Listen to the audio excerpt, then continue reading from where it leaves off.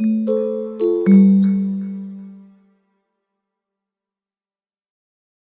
this video, we'll take a look at how to install and configure ZENworks reporting. The use case here is that you want to be able to run either the canned reports that come with the various products, or you want to be able to generate custom reports and dashboards against one of the following endpoint management products: the ZENworks Configuration Management, ZENworks Asset Management, ZENworks Patch Management, ZENworks Endpoint Security Management, and ZENworks Full Disk Encryption reports and domains are all included as part of the ZENworks install.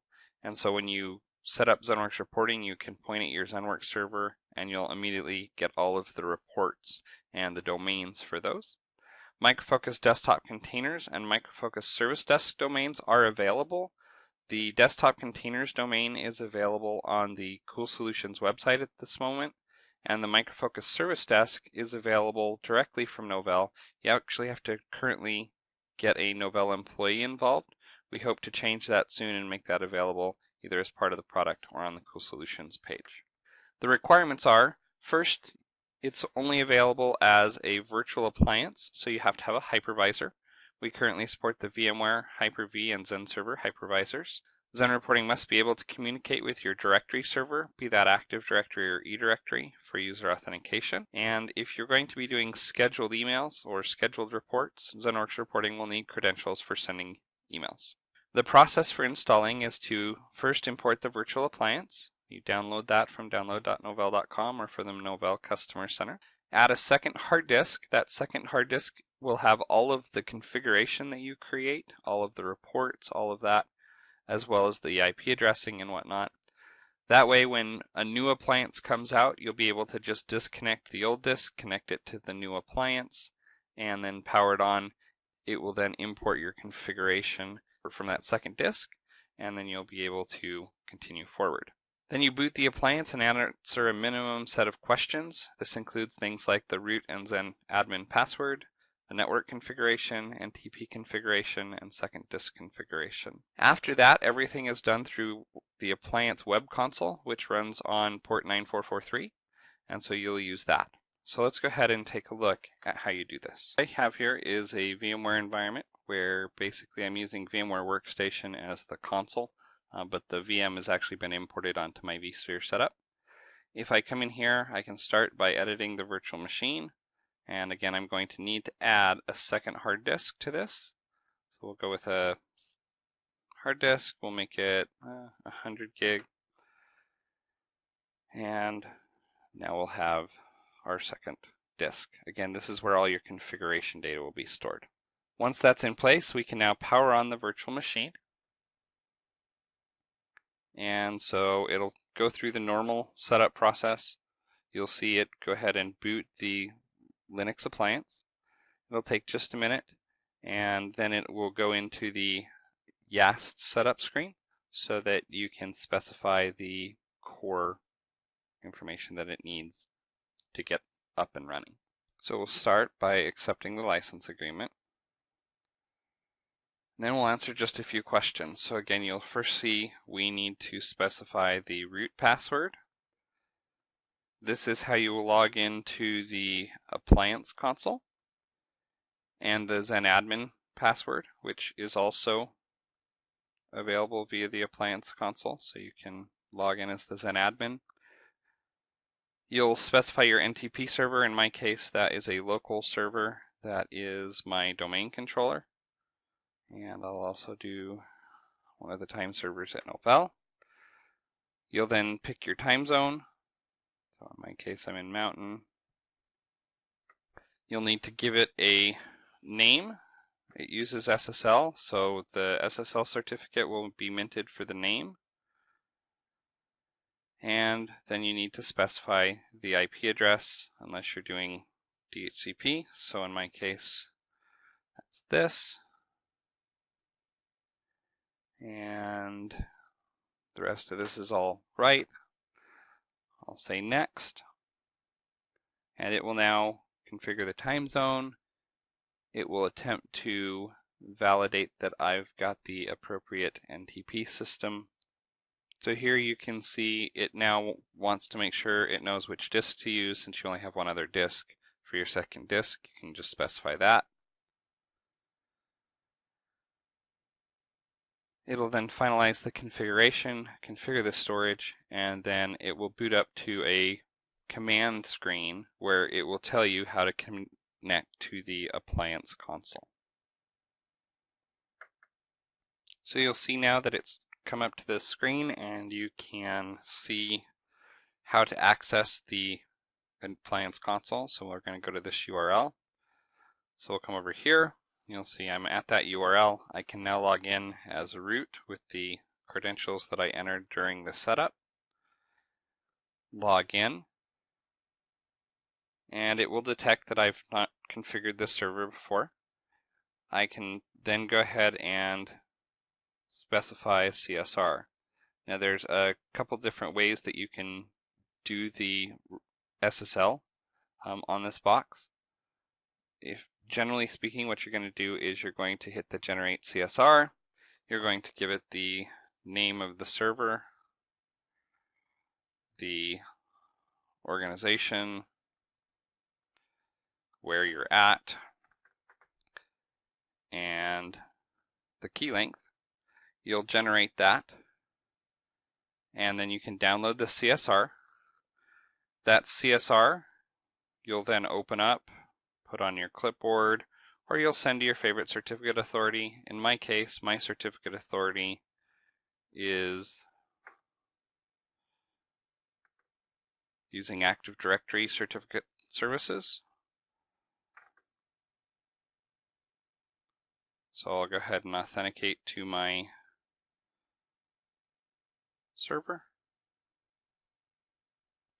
and request a certificate. We'll paste that in here, tell it we want a web server cert, and then download that certificate. So there you see we've got the certificate. We'll also need the CA certificate from whoever signed the certificate. So you'll see I just downloaded those two certificates. I'll need to know what the names of files were, so 5 and 6. Then we'll go back to the appliance console and we can configure our new ZENworks reporting server. First, we'll give it a local account name. So I'll just call mine administrator and set my password.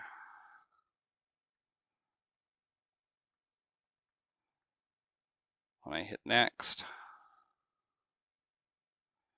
then I can specify which domains I want to configure. If I'm going to be reporting against ZENworks, then what I would do is I would come in here and say add domains from a management zone. I'd give it a server to go to, as well as an administrator username, and tell it whether I wanted the ZENworks domain or the audit.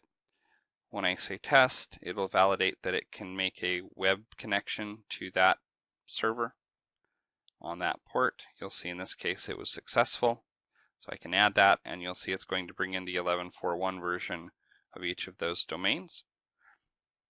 If I am using something else, I'd do this by file. We'll actually see this in a video around how to configure the Micro Focus desktop containers domain, or how to configure the service desk domain. So for now, we'll say next. Then we can specify the certificate. You can see I can either do an internal certificate, in which case the system automatically generates it and you don't have to worry about it, or I can do external certificate. Since I have the external certificate that we already did, we'll go get the two certificates. So the first one is this cert new. The second one is the server certificate that we downloaded. So these are the certificates. The system will check to make sure that this certificate was issued by that root. Assuming that's all done, then you hit finish and it will then go into the configuration. If you want to see what's going on with the configuration in a little more detail, you can hit view configuration log and you'll see each step as that happens.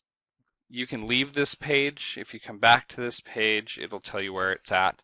So we'll let this do an install and then we'll come back when it finishes. So we've now completed the installation. If we want, we can go over and look at the log, make sure there weren't any errors, but you'll see here everything's green, so we're good. We'll hit close. We're now taken to the ZENworks reporting configuration page, which will just show us a quick summary.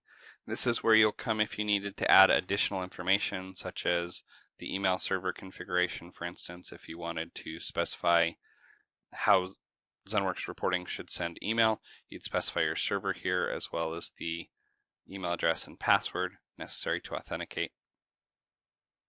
This is also where you'd add user groups. This is where you'd configure LDAP. So the next step of this is typically to configure your LDAP. So I'll go ahead and click Add. I'll enter my DNS name of the server that's going to do this. In my case, I'm using SSL. I'll then specify the credentials of a user who has rights to read the users that I want to be able to authenticate to the system. I'll say test. In my case, it's using a untrusted certificate, so I'll accept that. I can add that. Now I've configured LDAP. The next thing that I have to do is I have to configure the user groups so that people can log in. So I could go ahead and say I want to look at just part of the tree. In my case, all of my groups and such are under here. And then I could say search and pick the group that I want to have access. In my case, that'll be the ZENworks admins group. Doesn't have to be ZENworks admins, it can be any group, you can have multiple groups, whoever should be able to log in and create reports. We'll say OK here. Once that's done, you'll notice that the star indicates what's been changed. I can then say apply the changes, and it will then go ahead and reconfigure this so that my users can authenticate. And when it comes back, we're ready to go ahead and take it for a test drive. So we've now finished applying those configuration changes. So we should be ready to go ahead and access the reporting console. So we'll click that, you'll see it switches over to the 8443 port. That's where the actual ZENworks reporting console is. This is where you'll create reports. You can then log in using your normal LDAP credentials, assuming that you're a member of the group that was specified in your configuration.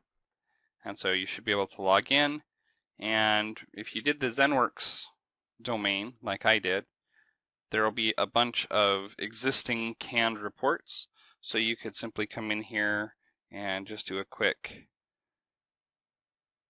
execution of one of the canned reports to verify that connectivity is working and you're able to actually run a report.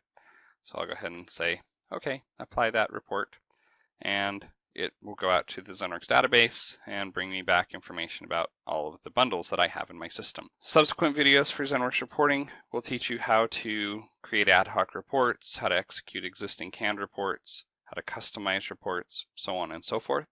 So what you've seen here is how to install and configure your appliance so that you can begin to use the advanced capabilities of ZENworks reporting to really give you more information about what's going on in the system. You can even create some really nice dashboards that you could put up on like a big screen monitor, for instance, that would help people understand what's happening in the system. Thank you for joining me.